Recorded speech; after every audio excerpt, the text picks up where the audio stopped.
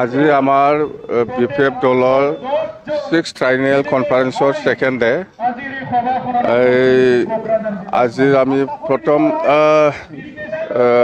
Flag hosting কৰিলোঁ ইয়াৰ পিছত আমি এতিয়া আমাৰ ডেলিগেট সেশন হ'ব বিশেষ কৰি আমাৰ BPF দলৰ উদ্দেশ্যটো হ'ল BTCত যেহেতু বিভিন্ন জাতি জনগোষ্ঠী বসবাস কৰি পেলাই আছে সকলো জাতি জনগোষ্ঠীৰ যেটো জাতীয় সমস্যা ইয়াৰ ওপৰত আমি বেছি গুৰুত্ব দি পেলাই আলোচনা কৰিছোঁ যোৱাকালি আৰু আজিও আমি আলোচনা কৰিম ইয়াৰ পিছতে আমাৰ BTCৰ সৰ্বাংগীন উন্নতিৰ কাৰণে কি পদক্ষেপ লোৱা হ'ব এগ্ৰিকালচাৰ সেক্টৰত হওক এডুকেশ্যন সেক্টৰত হওক বা টুৰিজমত হওক বিভিন্ন ডিপাৰ্টমেণ্টত বেছিকৈ কেনেকুৱা গুৰুত্ব দি পেলাই কাম কৰা যায় ইয়াৰ ওপৰত আমাৰ কিছুমান ডিচিশ্যন হৈছে এই ডিচিশ্যনবিলাক আপোনালোকে ডেলিগেট হাউচত যেতিয়া যাব আপোনালোকে গম পাব মততে আমি উদ্দেশ্যটো হ'ল 2025ত যেহেতু নিৰ্বাচন হ'ব BTC নিৰ্বাচন এই নিৰ্বাচনটো BPF দলে কেনেকৈ এবছলিউট মেজৰিটি লৈ পেলাই জিকাব পাৰে বিভিন্ন জাতি জনগোষ্ঠীৰ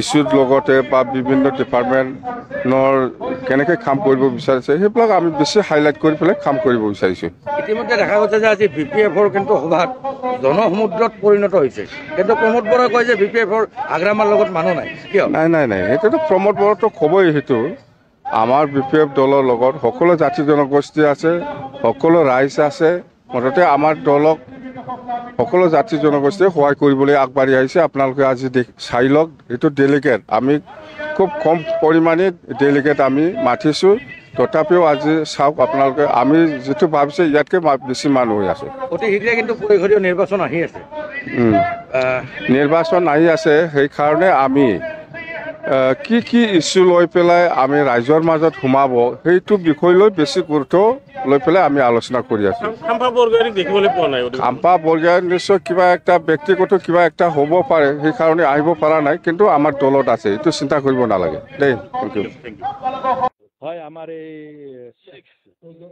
আমাৰ যি ট্ৰাইব্যুনেল আমাৰ যে অধিৱেশনখন হৈছে তাত আজি আমি আহি শেষ কাৰ্য হৈছে আমাৰ এইটো প্ৰতিনিধি সভাখন যোৱাকালি দুখনকৈ সভা হ'ল আমাৰ PNB CWC তাত কেইবাটাও সিদ্ধান্ত লোৱা হৈছে ৰাজনৈতিক সিদ্ধান্ত ডেভেলপমেণ্টৰ সিদ্ধান্ত বৰ্তমান চৰকাৰখনে ৰাইজক যি মিছা প্ৰতিশ্ৰুতি দিছিল তাৰ ওপৰতো আমি কাউণ্টাৰ আগন্তুক দিনত কেনেকৈ কৰিম তাৰ ওপৰত আমাৰ আলোচনা হৈছে আৰু সেই প্ৰস্তাৱসমূহ আজি পাঠ কৰিব আৰু প্ৰস্তাৱসমূহ পাঠ কৰাৰ পিছত গ্ৰহণ হ'লে আমি ৰাজহুৱা কৰিব পাৰিম প্ৰত্যেকটা প্ৰস্তাৱে কি কৈছে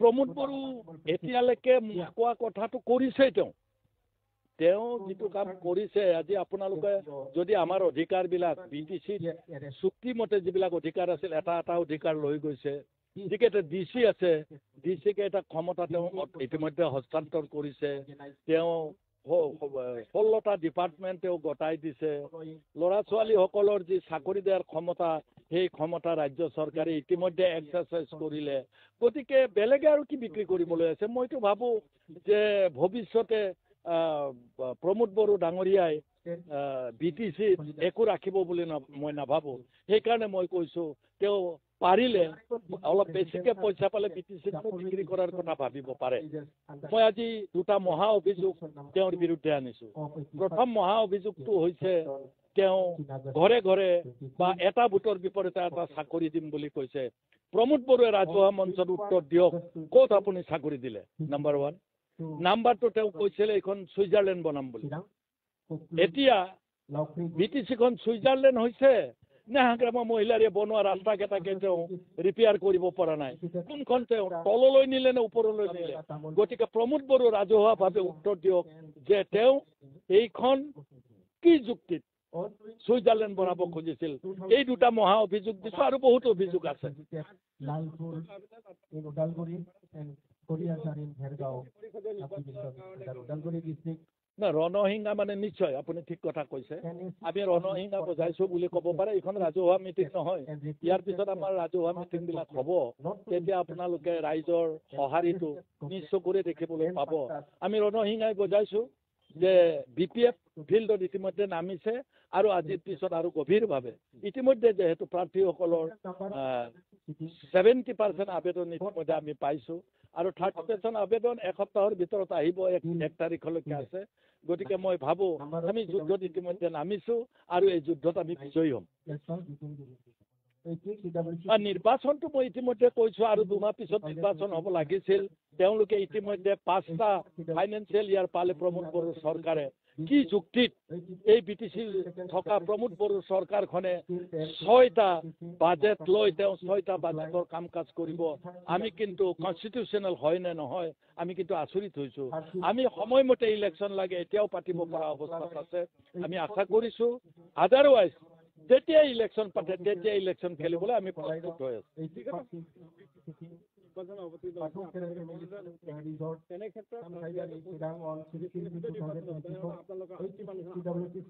না চাওক, আপোনালোকে এটা কথা ভালকে জানে, আমি ইয়াত কোনোদিন হাৰাই নাছিলোঁ।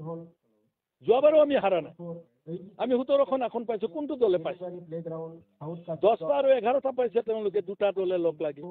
অন্যায়ভাৱে হাগ্ৰামা মহিলাৰীক চৰকাৰ গঠন কৰিবলৈ তেতিয়াৰ গভৰ্ণৰে মাতা নিশ্চয় গভৰ্ণৰৰ ওপৰত কাৰোবাৰ ইংগিত আছে, যি ইংগিতে গভৰ্ণমেণ্টক বাধ্য কৰালে যে মাইনৰিটি পোৱা এইবিলাকক তেওঁলোকে মাতি পেলাই চৰকাৰ কৰিবলৈ দিলে। আমি কোনোদিন হাৰা নাই আৰু নাহাৰো ভৱিষ্যতে।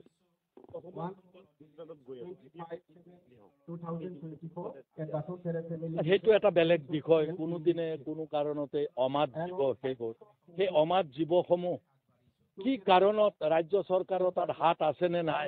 অসমৰ মাজেৰে গৈছে, কওঁতে অৰুণাচলৰ হাতী বুলি কৈছে, কিছুমানে কৈছে পোহনীয়া হাতী বুলি কৈছে। যিয়েই নহওক আমাৰ ৰাজ্যৰ মাজেৰে গৈছে। অৰুণাচলত বাহৰ পাতিছিল গাড়ীকেইখন। বাহৰ পতাৰ পিছত আমাৰ ৰাজ্য চৰকাৰে এবাৰ প্ৰশ্ন কৰা উচিত আছিল বুলি, বিশেষকৈ ফৰেষ্ট ডিপাৰ্টমেণ্টে উচিত আছিল বুলি মই ভাবোঁ। আৰু যাতে ভৱিষ্যতে এনেকুৱা নহয় আমি তাকে আশা কৰিম।